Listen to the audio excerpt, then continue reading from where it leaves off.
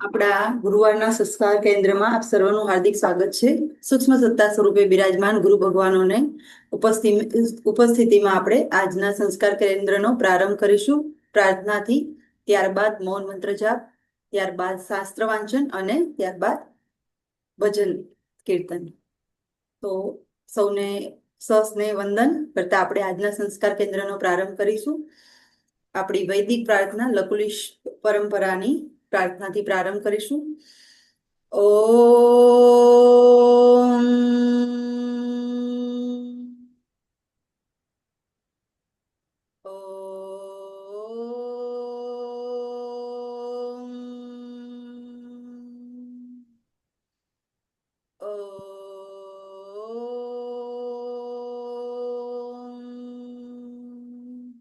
અસતો મા સદ્ગમય તમસો મા જ્યોતિર્ગમય મૃત્યુર્મા અમૃતં ગમય. ઓમ સહનાવવતુ સહનો ભુનક્તુ સહ વીર્યં કરવાવહૈ તેજસ્વિનાવધીતમસ્તુ મા વિદ્વિષાવહૈ મા વિદ્વિષાવહૈ મા વિદ્વિષાવહૈ. ઓમ શાંતિ શાંતિ શાંતિ. ગુરુર્બ્રહ્મા ગુરુર્વિષ્ણુ ગુરુર્દેવો મહેશ્વરઃ ગુરુર સાક્ષાત પરબ્રહ્મ તસ્मै શ્રી ગુરવે નમઃ. તસ્मै શ્રી ગુરવે નમઃ. તસ્मै શ્રી ગુરવે નમઃ. શ્રી સદ્ગુરુદેવ કી જય. પ્રાર્થના બાદ મૌન મંત્ર જાપનું રટણ કરીશું. ઓમ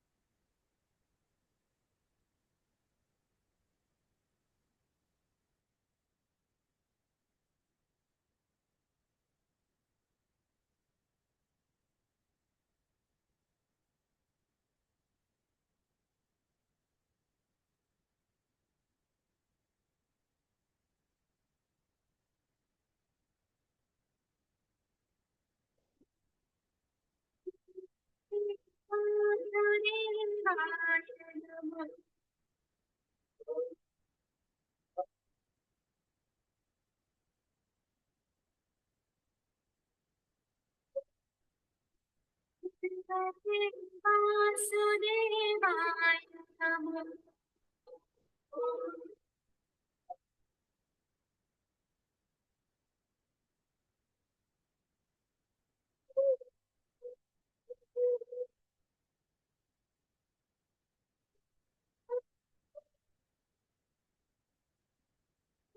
ઓમ નમઃ ભગવતે વાસુદેવાય નમઃ.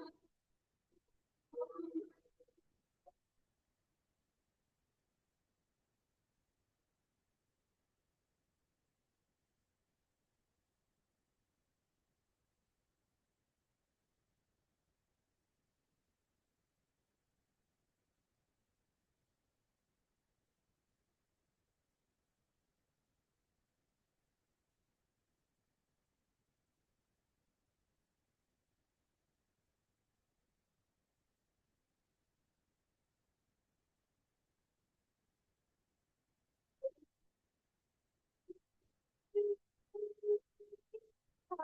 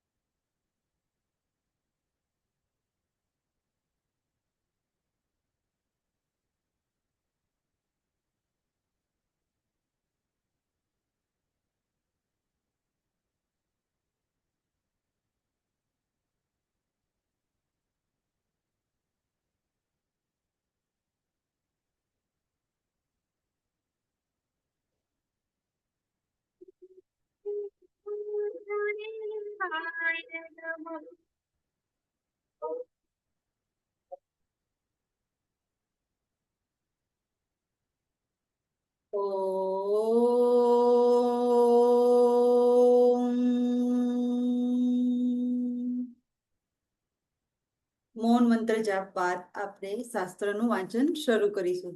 તો આજે પધારેલ સંસ્કાર કેન્દ્રમાં તમામ પધારેલ પાર્ષદોનો ખૂબ ખૂબ સ્વાગત છે. સર્વને ઓમ જય ભગવાન.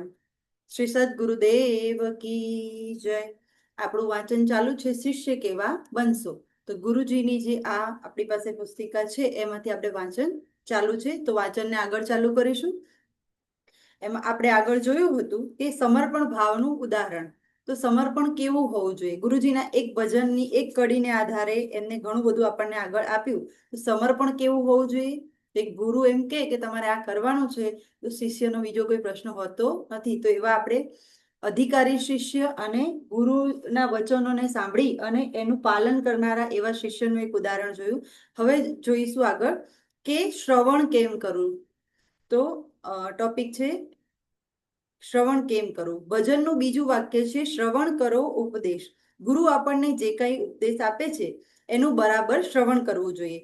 શ્રવણ કરો ઉપદેશનો અર્થ એવો છે કે ગુરુના ઉપદેશને બરાબર સાંભળો, સમજો અને વિચારો. વારંવાર એનું ચિંતન અને મનન કરો અને એમાં જે કંઈ રહસ્ય હોય તેને આત્મસાત કરો. ત્યારે આપણે ઉપદેશ સાંભળ્યો અને પચાવ્યો ગણાય. જો ઉપદેશનું રહસ્ય બરાબર સમજાય તો જ ઉત્તમ રીતે શ્રવણ કર્યું ગણાય. શ્રોતા શિષ્યોના તેમની સમજ શક્તિને લક્ષમાં રાખીને ઉત્તમ, મધ્યમ અને કનિષ્ઠ એવા 3 પ્રકાર ગણી શકાય છે. જેમ આપણને શિષ્યોના પણ 3 પ્રકાર કયા હતા કે ઉત્તમ, મધ્યમ અને કનિષ્ઠ. એટલે એકદમ ઉચ્ચ કોટીનો હોય એને શું કહેવાય? ઉત્તમ. મધ્યમ કોટીનો હોય એને કહેવાય મધ્યમ.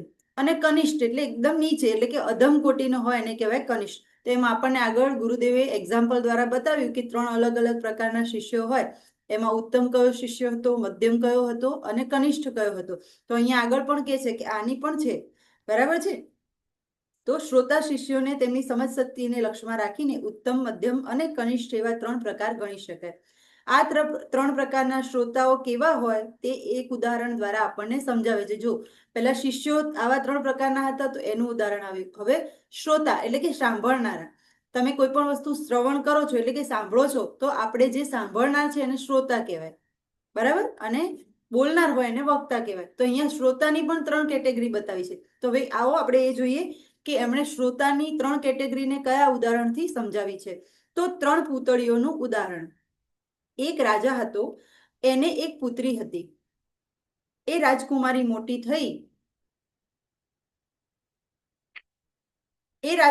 મોટી થઈ એના લગ્ન કરવાનો સમય થયો. એટલે રાજા એનું સગપણ કરવા માટે સારો મુહૂર્તિયો શોધવા લાગ્યો. રાજકુંવરી બહુ ચાલાક અને હોશિયાર હતી. એણે એના પિતાને કહ્યું, પિતાજી, હું એક કોયડો રજૂ કરું અને એ કોયડાનો જે સાચો ઉકેલ આપે એ રાજકુમારને હું પરણું. એના પિતાએ કહ્યું, સારું, તારો જે કોયડો હોય તે રજૂ કર. રાજકુમારી કહે કે મને થોડો સમય લાગશે. રાજાએ કહ્યું ભલે. 2 મહિના પછી રાજકુમારીએ 3 પૂતળીઓ રાજાને આપી અને કહ્યું કે આ 3 પૂતળીઓ છે. આ ત્રણેય વચ્ચે શું ભેદ છે એ જે રાજકુમાર બરાબર ઉકેલી દેશે એની સાથે હું પરણીશ. રાજાએ જોયું કે પૂતળીઓ તો બધી એક જ સરખી છે. જેમ એક બીબામાંથી કાઢેલા હોય તે બધા પૂતળા સરખા જ લાગે એમ આ ત્રણેય પૂતળીઓ એક સરખી જ હતી. રાજા સમજ્યો કે મારી દીકરીમાં બુદ્ધિ તો ઘણી છે એટલે એણે કંઈક વિચારીને જ કર્યું હશે. રાજાએ પોતાના મંત્રીને કહ્યું, તમે આ પૂતળીઓ લઈને રજવાડાઓમાં ફરો. ત્યાં જે ઉંમરલાયક રાજકુમાર હોય કે જેમના લગ્ન હજી બાકી હોય એમની પાસે આ કોયડો રજૂ કરજો. તેઓ જે ઉકેલ આપે તેને અહીં લાવજો.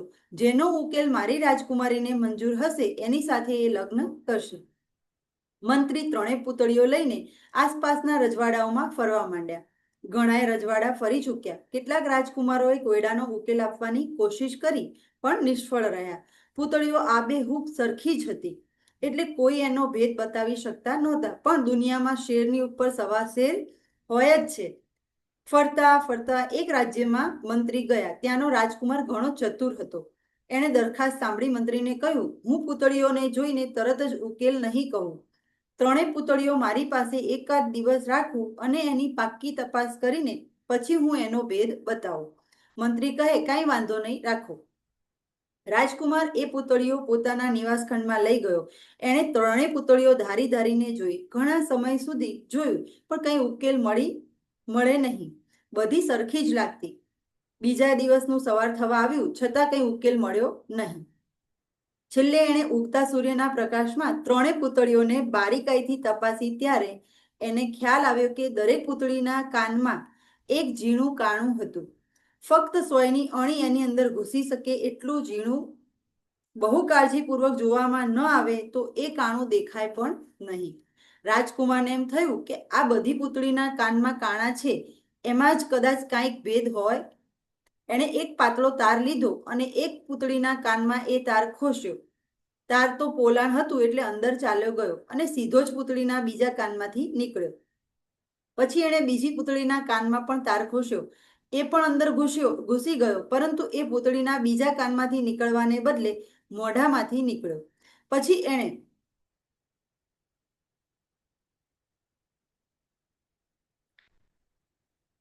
એણે ત્રીજી પૂતળીના કાનમાં પણ તાર ખોસ્યો. એની અંદર તાર ચાલ્યો જ ગયો,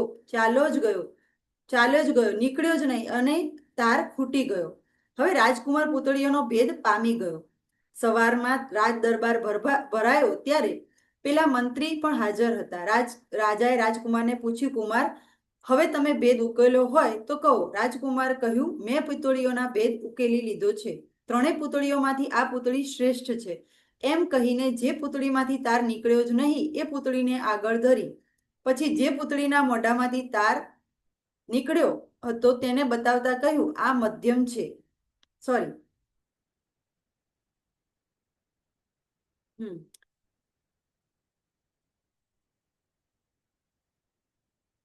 3 પૂતળીઓમાંથી આ પૂતળી શ્રેષ્ઠ છે. એમ કહીને જે પૂતળીમાંથી તાર નીકળ્યો જ નહીં એ પૂતળીને આગળ ધરી. પછી જે પૂતળીના મોઢામાંથી તાર નીકળ્યો હતો તેને બતાવતા કહ્યું, આ મધ્યમ છે. જેના કાનમાંથી તાર નીકળ્યો હતો તેના માટે કહ્યું, આ કનિષ્ઠ છે. મંત્રીએ આ ઉકેલ રાજકુમારીને જણાવ્યો. ઉકેલ બરાબર હોવાથી રાજકુમારીએ પ્રસન્ન થઈ એ રાજકુમાર સાથે લગ્ન કર્યા. આ ઉદાહરણમાં રાજકુમારે 3 પૂતળીઓ વચ્ચેનો ભેદ પારખીને તેને ઉત્તમ, મધ્યમ અને કનિષ્ઠ પ્રકારની દર્શાવી. તેણે એ પૂતળીને કનિષ્ઠ કહી કે જેના એક કાનમાંથી તાર સીધો જ બીજા કાનમાં નીકળતો હતો. જે શિષ્ય ગુરુના ઉપદેશને માત્ર એક કાનેથી સાંભળી બીજા કાનેથી બહાર કાઢી નાખે છે, કંઈ ગ્રહણ કરતો નથી, તે કનિષ્ઠ પ્રકારનો શ્રોતા છે. કનિષ્ઠ એટલે નીચો, એકદમ નીચો. જે શિષ્ય ગુરુનો ઉપદેશ સાંભળ્યા પછી પોતે બીજાઓની આગળ જ્ઞાન બતાવવા અધીરો બની ઉપદેશ આપવા લાગી જાય છે પણ જાતે કંઈ ગ્રહણ કરી આચરણમાં મૂકતો નથી, તે મધ્યમ પ્રકારનો શ્રોતા છે. એ પેલી પૂતળીની જેમ કાનમાંથી અંદર ખોસેલો તાર મોઢામાંથી બહાર નીકળ્યો ગણાય. જો કે આ મધ્યમ પ્રકારનું શ્રવણ કનિષ્ઠ પ્રકાર કરતાં કંઈક સારું ગણાય. ગુરુ પાસેથી શ્રવણ કરેલો ગુરુ પાસેથી શ્રવણ કરેલા ઉપદેશની બીજા પાસે પુનરુક્તિ કરવી હોય તો સાંભળેલી વાતો યાદ તો રાખવી પડે, એટલી યાદશક્તિ જરૂરી બને છે. પરંતુ જે શિષ્ય ગુરુના ઉપદેશને બરાબર ગ્રહણ કરી તેને પોતાના મન હૃદયમાં પચાવી સ્વકલ્યાણ અર્થે આચરણમાં મૂકે છે અને કોઈની સમક્ષ બકવાસ કરતો નથી, તે ઉત્તમ પ્રકારનો શ્રોતા સમજવો. જે પૂતળીના કાનમાંથી તાર પેટમાં ગયો અને ત્યાં જ સમાઈ ગયો, બહાર નીકળ્યો જ નહીં, તે આવા ઉત્તમ પ્રકારના શ્રોતાનું પ્રતીક છે. તો આપણે નક્કી કરવાનું કે આપણે કયા પ્રકારના શ્રોતા બનવું છે. બરાબર છે. ગુરુજીએ તો આપણને આપ્યું છે કે ઉત્તમ છે, મધ્યમ છે અને કનિષ્ઠ છે. આપણે આપણું ચેક કરવાનું, એટલે કે મારું ચેક કરવાનું. બરાબર છે. હું એક શિષ્ય જ છું, બરાબર, તો હું મારું ચેક કરીશ. એમ આપણે બધાએ સાંભળ્યું છે, તો આપણે ચેક કરવાનું કે હું શેમાં આવું છું અને મારે શેમાં આવવું જોઈએ. અને એમાં આવવું હોય તો હું શું કરીશ, તો હું એ કક્ષાએ પહોંચીશ. તો આપણે સ્વયં પ્રયત્ન કરવાનો. ગુરુજીનો આવો જ આદેશ છે કે સતત તમે અભ્યાસ કરો. ચાલો આગળ વધીશું. 3 પૂતળીઓનું ઉદાહરણ આપ્યા બાદ ઉપદેશ આત્મસાત કરવો જોઈએ. આગળનો ટોપિક છે. આપણે સમજ્યા કે માત્ર ઉપદેશનું શ્રવણ કરવાથી કાર્ય સરતું નથી. શ્રવણમાં ઉપદેશ ગ્રહણ પણ અધ્યાહાર છે. ઉપદેશ સાંભળવાથી જ જ્ઞાની બની જવાતું નથી. ગુરુ પાસેથી ઉપદેશ શ્રવણ કર્યા પછી તેના હાર્દને બરાબર સમજીને ગ્રહણ કરવું જરૂરી છે.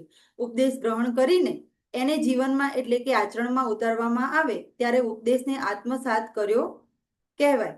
આમ બને ત્યારે ઉપદેશ શ્રવણ સાર્થક થયું ગણાય. આ ઉપદેશને આત્મસાત કરવાની પ્રક્રિયા કંઈ થોડી વાર કે થોડા દિવસોમાં પૂરી થઈ જતી નથી. એ તો લાંબી પ્રક્રિયા છે અને એમાંથી પસાર થવા માટે ઘણી ધીરજ અને મહેનત જરૂરી છે. ભગવદ્ ગીતામાં ભગવાન શ્રી કૃષ્ણ અર્જુનને કહે છે કે તદ્વિધિ પ્રણિપાતેન પરિપ્રશ્નેન સેવયા. એટલે શું કહે છે સમજો. અર્થાત જો જ્ઞાન પ્રાપ્ત કરવું હોય તો ગુરુ પાસે જઈ તેમને આદરપૂર્વક પ્રણામ કરી તેમના ઉપદેશનું શ્રવણ કરવું. તેમાં કોઈ વાત મનન કરવા છતાં બરાબર ન સમજાય તો તે અંગે નમ્રતાપૂર્વક ગુરુને પ્રશ્ન પૂછી તે બાબત સમજાવવા પ્રાર્થના કરવી. વળી ગુરુ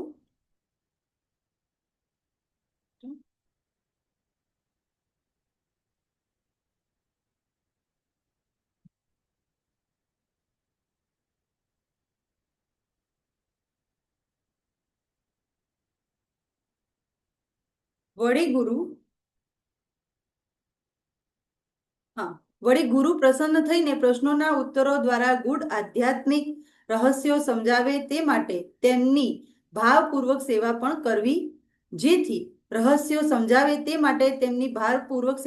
કરવી, જેથી તેઓ કૃપા કરે.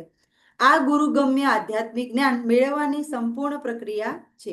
આ પ્રક્રિયામાંની પ્રથમ બાબત પ્રણિપાત અથવા સાષ્ટાંગ દંડવત પ્રણામ વિશે તો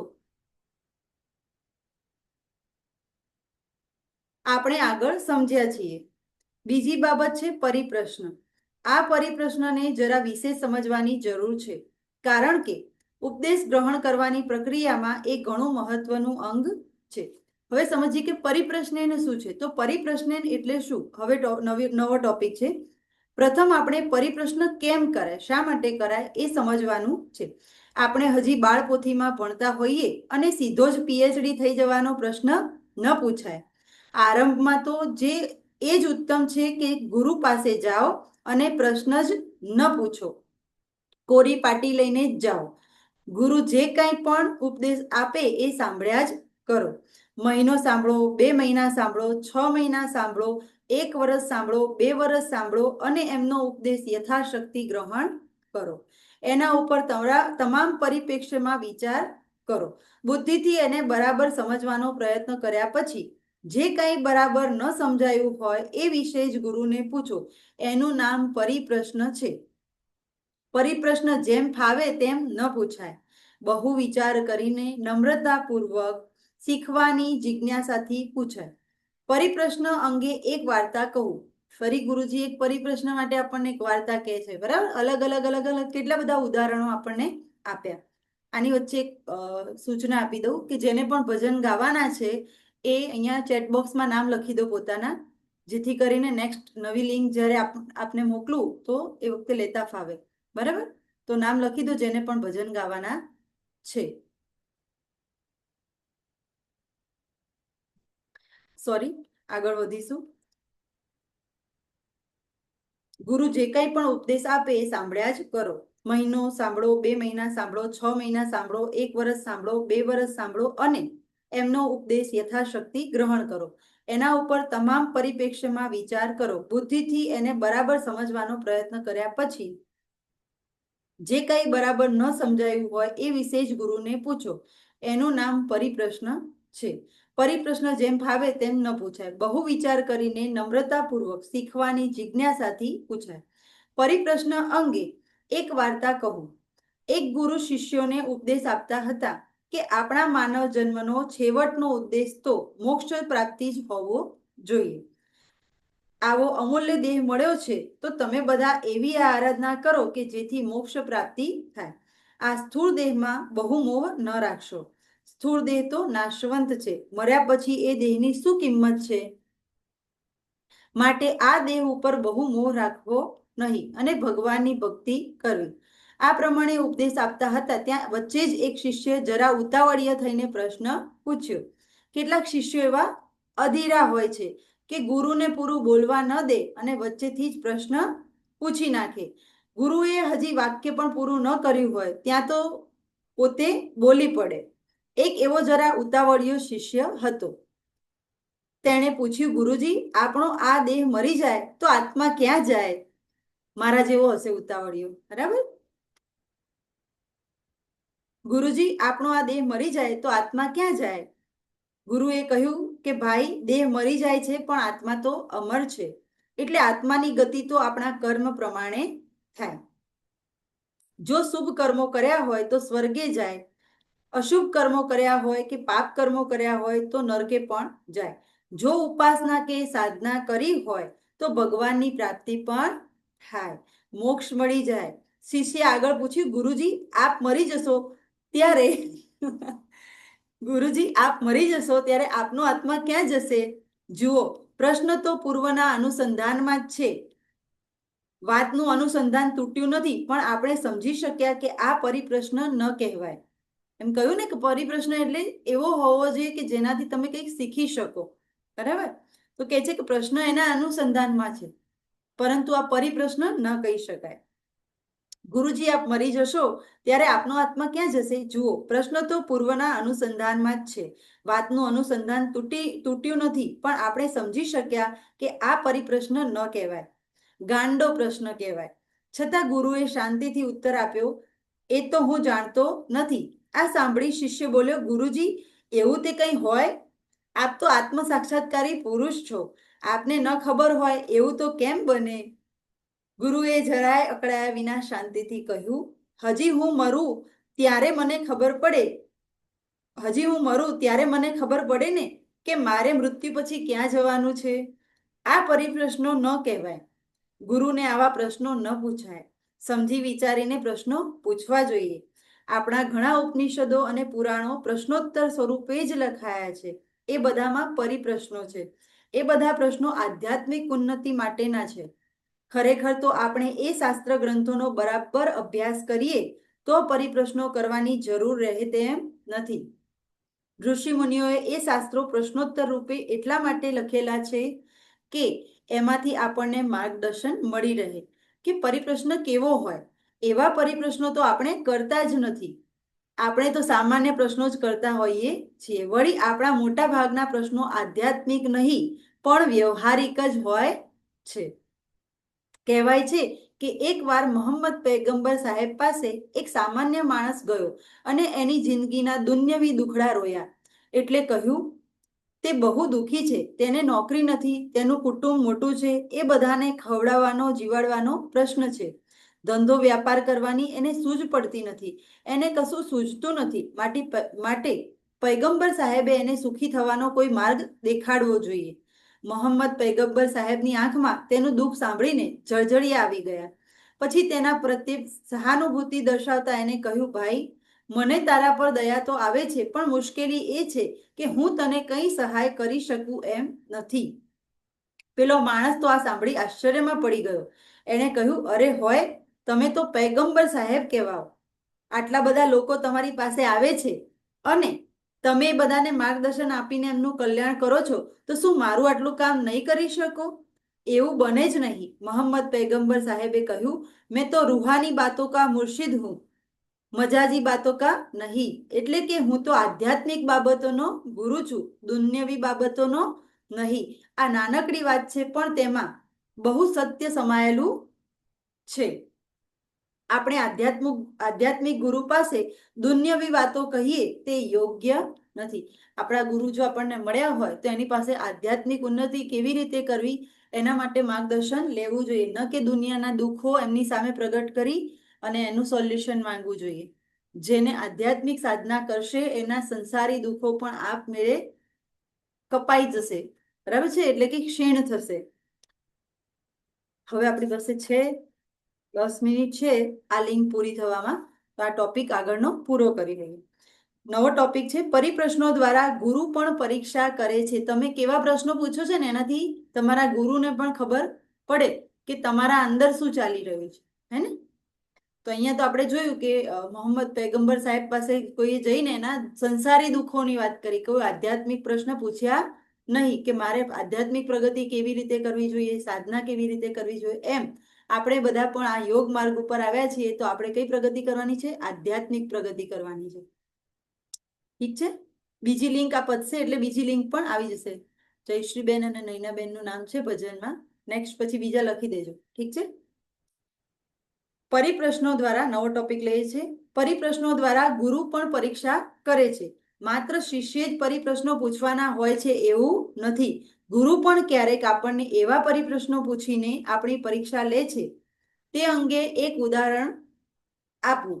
ગુરુજી અહીં પણ ફરીથી એક ઉદાહરણ આપણને આપે છે. એક ગુરુ પાસે 2 જિજ્ઞાસુઓ ગયા. ગુરુએ તેમાંના એકને પૂછ્યું કે તમે ક્યાંથી આવ્યા? પેલા ભાઈએ કહ્યું, હું ફલાણા ગામથી. ગુરુએ તેને બીજો પ્રશ્ન પૂછ્યો, ક્યારે આવ્યા? પેલાએ ઉત્તર આપ્યો, હમણાં જ બસમાં આવ્યો.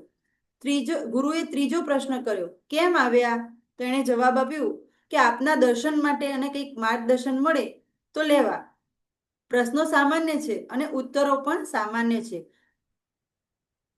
હવે ગુરુએ બીજા ભાઈને પણ એવું જ પૂછ્યું કે ક્યાંથી આવ્યા, ક્યારે આવ્યા અને કેમ આવ્યા. આના ઉત્તરમાં બીજા જિજ્ઞાસુએ કહ્યું, ગુરુદેવ, મારા આ જ પ્રશ્નો છે, એનો ઉત્તર લેવા જ આવ્યો છું કે હું ક્યાંથી આવ્યો તેની મને ખબર નથી, ક્યારે આવ્યો તે બરાબર ખબર નથી, કેમ આવ્યો એટલે કે આ જીવનનું પ્રયોજન શું છે તે ખબર નથી. આ પ્રશ્નોના ઉત્તર મેળવવાની જિજ્ઞાસાથી જ આપની પાસે માર્ગદર્શન મેળવી સાધના કરવાના ઉદ્દેશથી આવ્યો છું.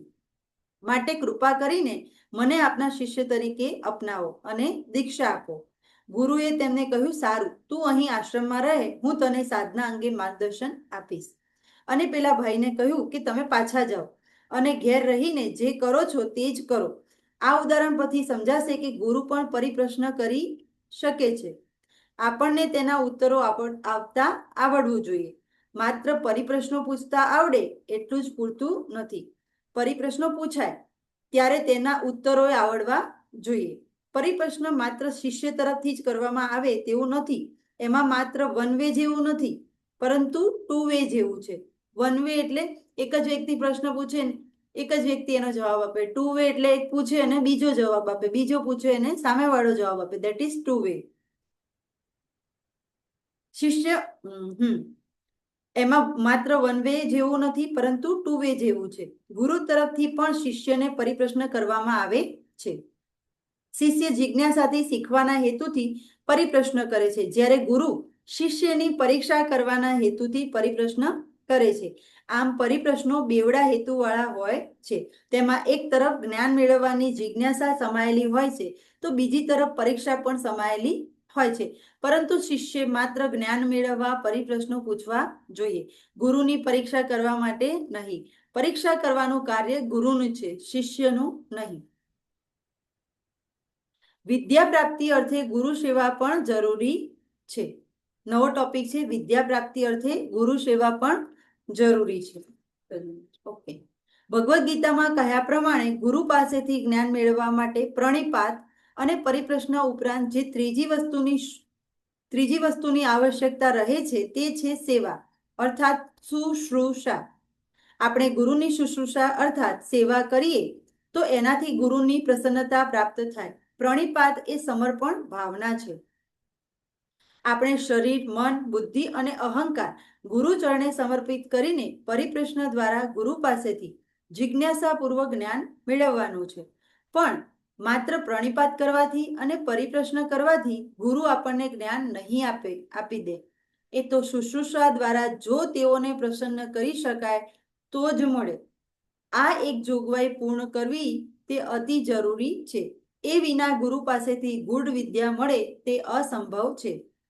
સામાન્ય શિક્ષણ માટે આપણે 10મા કે 12મા ધોરણની પરીક્ષા પાસ કરીએ અને એડમિશન એટલે કે પ્રવેશ માટે અરજી કરીએ એટલે કે નિયમ મુજબ કોઈ ટેકનિકલ સ્કૂલમાં કે કોલેજમાં પ્રવેશ મળી જાય.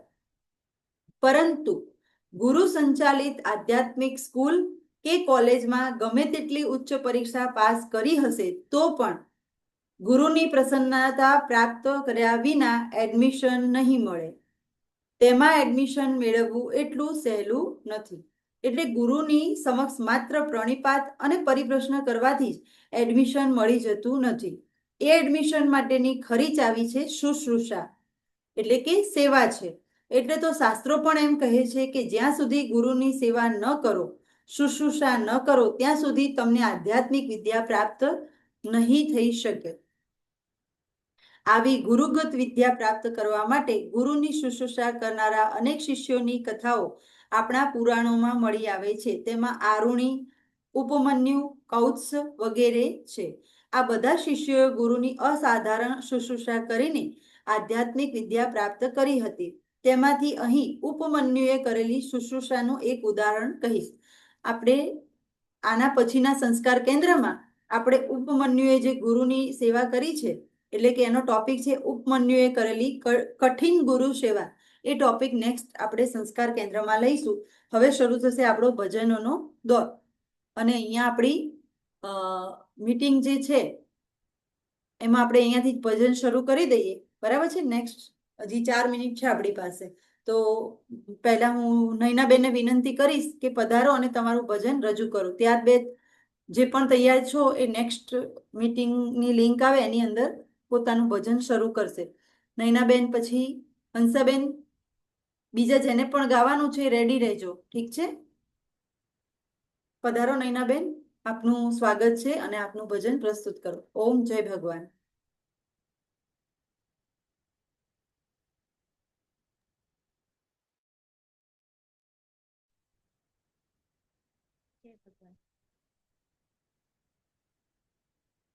વિશ્વાસ છે મારો શંકર તું સહારો, વિશ્વાસ છે મારો શંકર તું સહારો, મારી ડૂબતી નૈયાનો મહાદેવ કિનારો, મારી ડૂબતી નૈયાનો મહાદેવ કિનારો, મહેર કરો મુझ પર ભોળા આવ્યા બાળ શરણ તોડા, મહેર કરો મુझ પર ભોળા આવ્યા બાળ શરણ તોડા, વિશ્વાસ છે મારો શંકર તું સહારો, વિશ્વાસ છે મારો શંકર તું સહારો, મારી ડૂબતી નૈયાનો મહાદેવ કિનારો, મારી ડૂબતી નૈયાનો મહાદેવ કિનારો,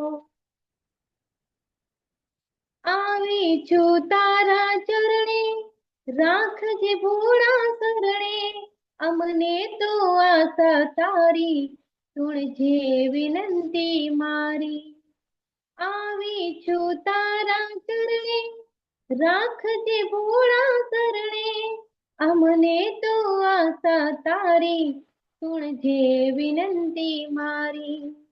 દુનિયાનું તું છે દાતા, ધાર્યા કામ કરે તું પાર.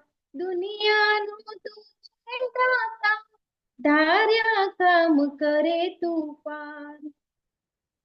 વિશ્વાસ છે મારો, શંકર તું સહારો. વિશ્વાસ છે મારો, શંકર તું સહારો.